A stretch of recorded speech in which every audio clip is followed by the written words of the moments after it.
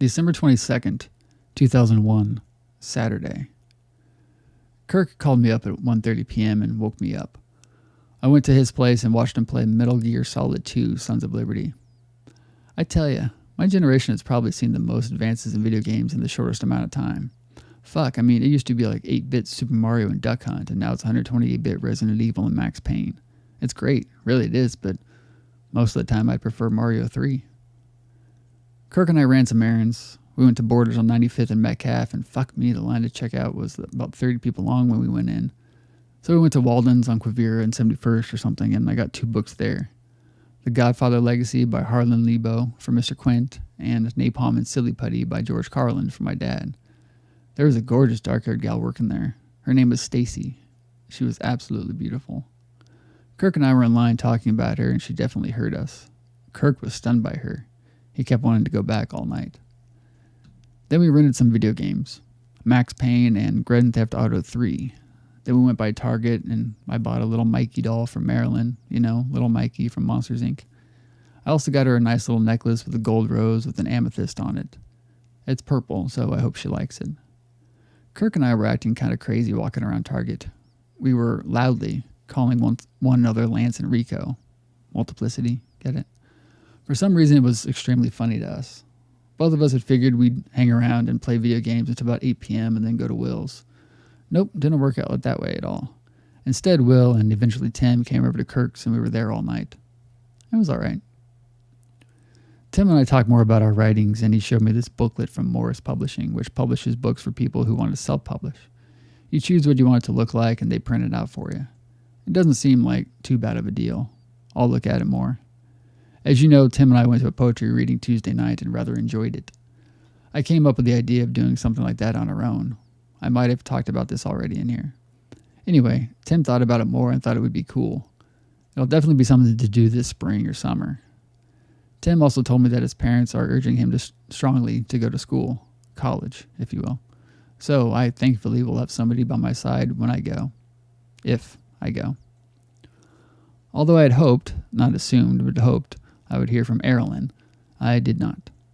And now it's been over a week since not only seeing her, but spending that fantastic night together.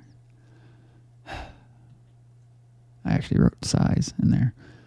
Something happened last night that I barely touched on and wanted to talk about now. I was sort of nervous about going to Will's.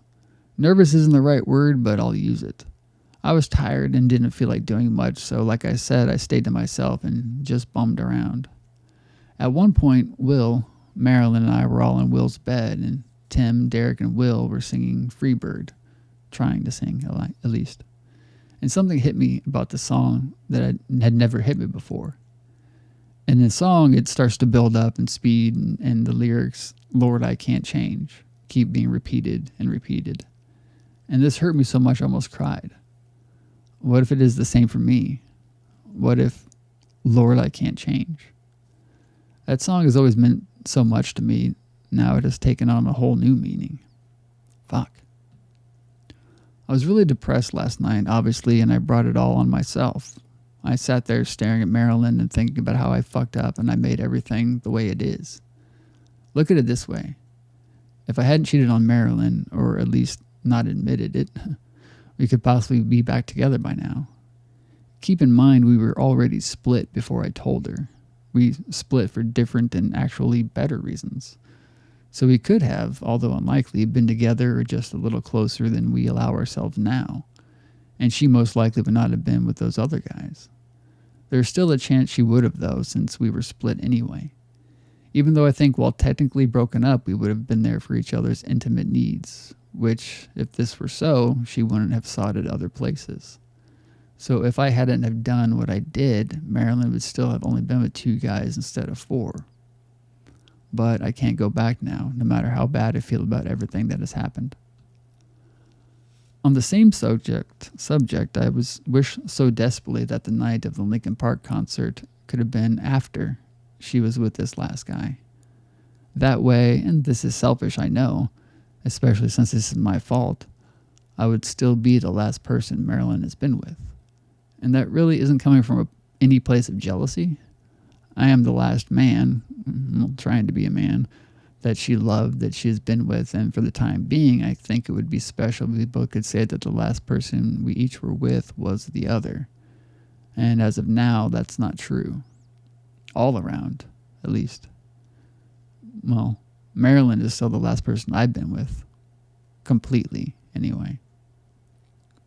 Something strange happened at Will's last night after we all left. Tim, Derek, and I left about 2 a.m. Apparently, some guy came to Will's front door, rang the doorbell, causing Will's dad to get up and answer it at like 2:30, and the guy asked if Frenchie was there. Will's dad didn't know who or what the guy meant by Frenchie, but later he figured out he may have meant Will. All we know is that this guy was driving a black car and knows Will as Frenchie. Will has been called Frenchie in the past, but mainly by Brianna, and now thinking about it, Brandon S. and Mike B. and Brianna's boyfriend Matt has a black car, but why would he come to the door at 2:30 in the morning? Now, Brandon S., I wouldn't be surprised would do it, but he's in jail. Anyway, if it was someone we knew or know and would want there, they would have seen that nobody else's car was out front and wouldn't have stopped, and especially not ring the doorbell.